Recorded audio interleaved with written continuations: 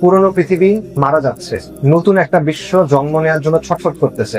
এখন হলো দানবদের সময়। তো দানবদের সময় অনেক অস্থিতিশীলতা হয়, অনেক অরাজকতা হয়, অনেক ঘটনা কি করতেছে, আমরা বারবার উঠে দাঁড়ায় রক্ত দিচ্ছি, পরিবর্তন করার চেষ্টা করতেছি, কিন্তু আমরা পরিবর্তনটার জন্য মূল জায়গাটার দিকে হাত দিচ্ছি না। যে পোস্ট কলোনিয়াল যে রাষ্ট্রটা, উপনিবেশ আমলের যে রাষ্ট্রযন্ত্র আমরা এখনো দানবের মতো আমাদের ঘাড়ে ক্যারি করে বেড়াচ্ছি, ওই রাষ্ট্রটা আপনি চেঞ্জ করেন নাই, কিন্তু আপনি আশা করছেন রেজাল্টটা চেঞ্জ হবে। রাষ্ট্র হলো গাড়ির মতো, আমি ড্রাইভার চেঞ্জ করবো। সৎ লোককে আমি যদি নিয়ে আসি, ভালো লোককে যদি আমি ক্ষমতা নিয়ে আসি, গাড়ি আমাকে মক্কায় নিয়ে যাবে। এটা সমস্যা, এটা ভুল চিন্তা। রাষ্ট্র গাড়ির মতো না, রাষ্ট্র হলো রেলগাড়ির মতো। রেলগাড়ি আপনি যে কোনো জায়গায় নিতে পারবেন না, রেলগাড়ি রেল লাইনের উপর চলে। রেলগাড়ির ইঞ্জিন রুমে আপনি পীর সাহেবকে বসান, মুফতি মুহাদ্দিসকে বসান, চোরকে বসান, পাগলকে বসান, কিচ্ছু দেয় আসে না। রেলগাড়ি যে জায়গায় যাওয়ার কথা হয়ে যায়। এই জমিনে যদি ইসলাম না আসে, ইসলামের ভিত্তিতে আমরা যদি নতুন ভাবে জাতিকে বিনির্মাণ করতে না পারি, নতুন পলিসি তৈরি করতে না পারি, তাহলে আমার মনে হয় বাংলাদেশের স্বতন্ত্র অস্তিত্ব থাকা ইটস কোয়েশ্চনেবল।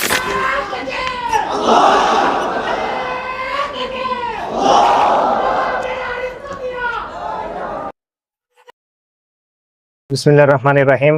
ইন্নাল হামদুলিল্লাহ ওয়াসসালাতু ওয়াসসালামু আলা রাসূলিল্লাহ ওয়া আলা আলিহি ওয়া সাহবিহি ওয়া সাল্লামা তাসলিমান কাসীরা, আম্মা বাদ। রাব্বি ইশরাহ লি সাদরি ওয়া ইয়াসসির লি আমরি ওয়াহলুল উকদাতাম মিন লিসানি ইয়াফকাহু কওলি। আসসালামু আলাইকুম ওয়া রাহমাতুল্লাহি ওয়া বারাকাতুহু। আপনাদের সবাইকে শুকরিয়া, জাযাকুমুল্লাহু খাইরান আজকে এখানে আসার জন্য। বিশেষভাবে যারা আয়োজন করছেন, জেনজি ভলান্টিয়ার্স, ওনাদেরকেও ধন্যবাদ এখানে আসার জন্য। আলোচনার শুরুতে আমি দুটো কথা বলতে চাই, তারপর মূল আলোচনাতে যাব। প্রথম কথাটা হলো যে আমি চাই এই কথাগুলো শোনার সময় আপনারা একটা লম্বা টাইম ফ্রেমের কথা চিন্তা করবেন। অর্থাৎ আজ থেকে 50 বছর পর বা অ্যাটলিস্ট 30 বছর পর এই জনপদের ভবিষ্যৎ কি হবে, এটা একটু চিন্তা করবেন। আজকে 2026-এর 1 মে, এটাকে সামনে রেখে না আপনারা চিন্তা করবেন 2056-র 1 মেতে আমাদের এখানে কি অবস্থা হইতে পারে। এই জিনিসটা একটু মাথায় রেখে আলোচনাটা শুনবেন। আজকে অডিয়েন্সের বেশিরভাগ আপনাদের বয়স 30-এর নিচে, তো এই কথাগুলো বিশেষভাবে আপনাদের শোনা দরকার। পাশাপাশি বিভিন্ন এজেন্সির লোক এখানে থাকতে পারেন, আমাকে বলা হয়েছে যে আমার বক্তব্যের সময় এজেন্সির লোকজন এখানে থাকে। তো এই কথাগুলো আপনাদেরও শোনা উচিত, কারণ এই কথাগুলো আমাদের ভবিষ্যতের জন্য, আমাদের সবার স্বার্থের সাথে জড়িত, আমাদের ভবিষ্যতের সাথে জড়িত, আমাদের পরিবারগুলোর ভবিষ্যতের সাথে জড়িত, এবং এই সমাজ এবং এই মাটির ভবিষ্যতের সাথে জড়িত। তাই এই কথাগুলো আপনারা শোনেন, যারা উপস্থিত আছেন তারা শোনেন, যারা অনুপস্থিত তাদের কাছে পৌঁছায় দেন। আমি যতটুকু বলছি, যেভাবে বলছি সেভাবেই পৌঁছায় দেন ইনশাআল্লাহ। আচ্ছা, এটা ছিল দুটো কথা, মূল কথা শুরু করি। আজকে হলো 2026, এটা হলো নতুন সহস্রাব্দ, মিলেনিয়াম, যেটা 2000 সালের দ্বিতীয় দশক। তো এই 6 বছরে কি হয়েছে, এটা একটা সংক্ষিপ্ত রিক্যাপ করা যায়। 2020 সালে আমরা দেখলাম যে কোভিড এর লকডাউন শুরু হলো, এবং এই লকডাউনের ফলে বিশ্ব অর্থনীতি, সমাজ, নানা বিষয়ে পরিবর্তন আসলো। এখানে আপনারা যারা আছেন এদের অনেকেই হয়তো বা কোভিড এর সময় নানা কারণে আল্লাহ তাদেরকে হিদায়াত করছেন, দিনের কাছাকাছি হয়তো আসছেন। সো এটা খালি পার্সোনাল লেভেলে পরিবর্তন আসে নাই, বড় বড় অনেক পরিবর্তন বৈশ্বিক লেভেলে আসছে কোভিড এর লকডাউনের কারণে। 2021 সালে অগাস্টে আমরা দেখলাম যে 20 বছর যুদ্ধ করার পর, যেটাকে দুনিয়ার পরাশক্তি বলা হয় আমেরিকা, যেটা দুনিয়ার সবচেয়ে বড় ইকোনমিক এবং মিলিটারি পাওয়ার, সে আমেরিকা পরাজিত হইল। কোথায় পরাজিত হলো? আফগানিস্তানে, যেটাকে আমরা মনে করি দুনিয়ার সবচেয়ে পশ্চাৎপদ জায়গাগুলোর একটা, দুনিয়ার সবচেয়ে দুর্বল জায়গাগুলোর একটা, দুনিয়ার সবচেয়ে কি বলা যায়, ব্যাকওয়ার্ড জায়গাগুলোর একটা। সেই জায়গাতে আমেরিকা পরাজিত হলো, এবং সেখানে আল্লাহ সুবহানাহু ওয়া তাআলা একটা ইসলামী ইমারত দান করলেন, যেখানে আজকে পৃথিবীর বুকে একমাত্র একটা জায়গা যেখানে ইসলামী শরিয়াত দ্বারা শাসন হচ্ছে। 2022 সাল, 2022-এর ফেব্রুয়ারিতে ইউক্রেন এবং রাশিয়ার যুদ্ধ শুরু হলো, যেই যুদ্ধ এখনো চলমান, এবং এই যুদ্ধের ফলে ইউরোপের রাজনীতি থেকে শুরু করে আমেরিকার রাজনীতি, অস্ত্রের প্রলিফারেশন, নানা রকম জিনিস পরিবর্তন হতে শুরু করলো, এবং এটা এখনো চলমান। 2023 সাল অক্টোবরে তুফান আল-আকসা, যেখানে ফিলিস্তিনের মুজাহিদিন জায়নিস্ট রাষ্ট্রের উপর আক্রমণ করলেন অক্টোবরের 7 তারিখ, আপনারা জানেন।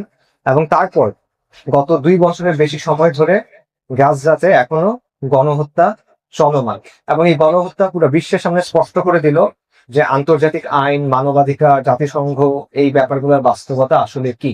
যে চোখ বন্ধ করে রাখে তার কাছে এটা স্পষ্ট করে দিল।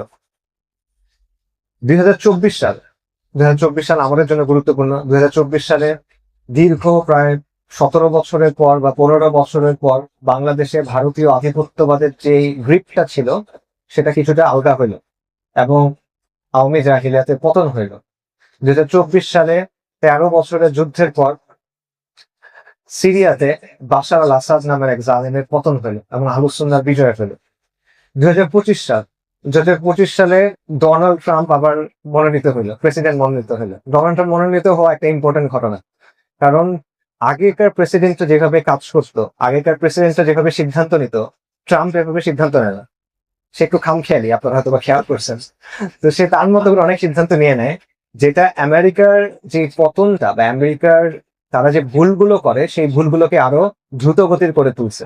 এবং বিশ্ব ভূ রাজনীতি যেটাকে বলে, ভূ রাজনীতির অনেক ঘটনা ট্রাম্পের কারণে এক্সিলারেটেড হয়েছে, মানে এগুলোর গতি অনেক বেড়ে গেছে।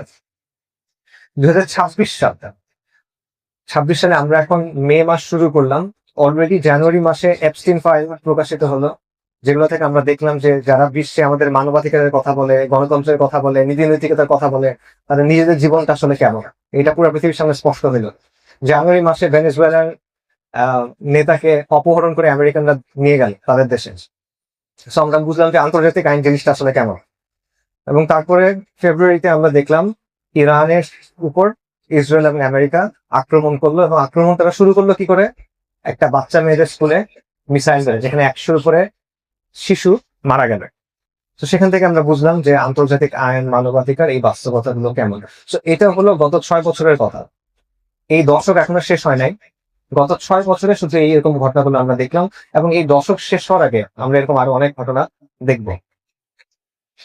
তো এই ব্যাপারটা কি, মানে বর্তমান বিশ্বে আসলে কি চলতেছে, এত কিছু কেন করতেছে, এটা ব্যাখ্যা করতে গিয়ে তুরস্কের অর্থমন্ত্রী কিছুদিন আগে, এই মাসের এপ্রিলের শুরুতে একটা কথা বলছে। সে বলছে, the old world is dyeing, পুরনো পৃথিবী মারা যাচ্ছে, a new world struggles to be born, নতুন একটা বিশ্ব জন্ম নেওয়ার জন্য ছটফট করতেছে। Now is the time for monsters, এখন হলো দানবদের সময়। তো দানবদের সময়ে অনেক অস্থিতিশীলতা হয়, অনেক অরাজকতা হয়, অনেক ঘটনা ঘটে, সেটা আমরা দেখতেছি। সহজ কথা হলো, আমরা বিশ্বের ইতিহাসের একটা বিশেষ মুহূর্তের মধ্য দিয়ে যাচ্ছি, যেই কারণে এতগুলো পরিবর্তন আমরা এখন দেখতেছি। এগুলো একটা আরেকটা বিচ্ছিন্ন না।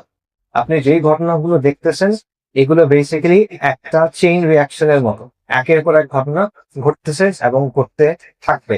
আমরা যেই সময়টা পার করতেছি এটাকে বলা যায় ইন্টাররেগনাম, বাংলায় যুগ সন্ধি। এটার অর্থ হলো এমন একটা সময় যখন একটা সাম্রাজ্য ছিল, সেই সাম্রাজ্য পতন ঘটে যাচ্ছে, কিন্তু নতুন কোনো সাম্রাজ্য এখনো উঠে দাঁড়ায় নাই। একটা সভ্যতা ছিল, সেটার পতন ঘটতেছে, কিন্তু নতুন কোনো সভ্যতা সেখানে এখন তৈরি হয় নাই। নিয়মের যে কাঠামো আগে ছিল, আন্তর্জাতিক আইন, মানবাধিকার ইত্যাদি ইত্যাদি, জাতিসংঘ, এই কাঠামো ভেঙে পড়ছে, এই কাঠামো এখন আর কাজ করে না, কিন্তু সেখানে নতুন কোনো কিছু এখনো তৈরি হয় নাই।